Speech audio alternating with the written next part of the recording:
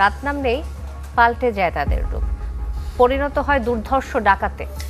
সম্প্রতি ডাকাতির কয়েকটি ঘটনা গণমাধ্যমে আলোচিত হলে নড়েচড়ে বসে প্রশাসনের ঊর্ধ্বতনরা। ঢাকা মেট্রোপলিটন পুলিশের কমিশনার এবং মহানগর গোয়েন্দা প্রধানের নির্দেশে মাঠে নামে পুলিশের একাধিক দল। এদের মধ্যে তেজগাঁও জোনাল টিমের সঙ্গী হয় টিম সার্চলাইট। প্রযুক্তির বিশ্লেষণ আর ভুক্তভোগীদের খোয়া যাওয়া মোবাইলের সূত্র ধরে শুরু হয় খোঁজ খবর তল্লাশি। চেনো না এটা?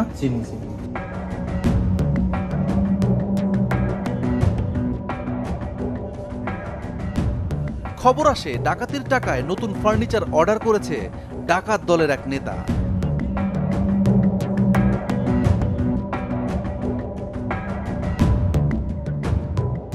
সেই সূত্র ধরে সাভারের এই ফার্নিচারের দোকানে গোয়েন্দা পুলিশ।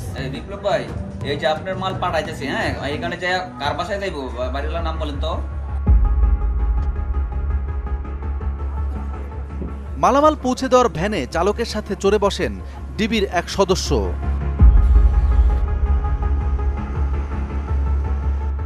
ডাকাত নেতাকে ধরতে শুরু হয় ছদ্মবেশী অভিযান। ঘুটঘুটে অন্ধকারে ফার্নিচার নিয়ে ভ্যান এগিয়ে চলে সিংগাইর সড়ক ধরে। দূর থেকে ভ্যানটিকে অনুসরণ করে ডিবির আরেকটি গাড়ি। প্রায় 10 কিলোমিটার চলার পর পাওয়া গেল কাঙ্ক্ষিত বাড়িটি, যেখানে ঢুকে পড়ল ডিবি সদস্যরা।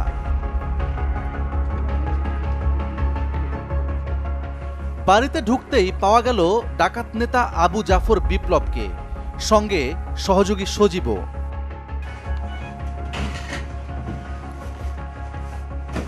বিপ্লবের বাসায় তল্লাশি করে পাওয়া গেল ডাকাতিতে ব্যবহার করা মালামালও।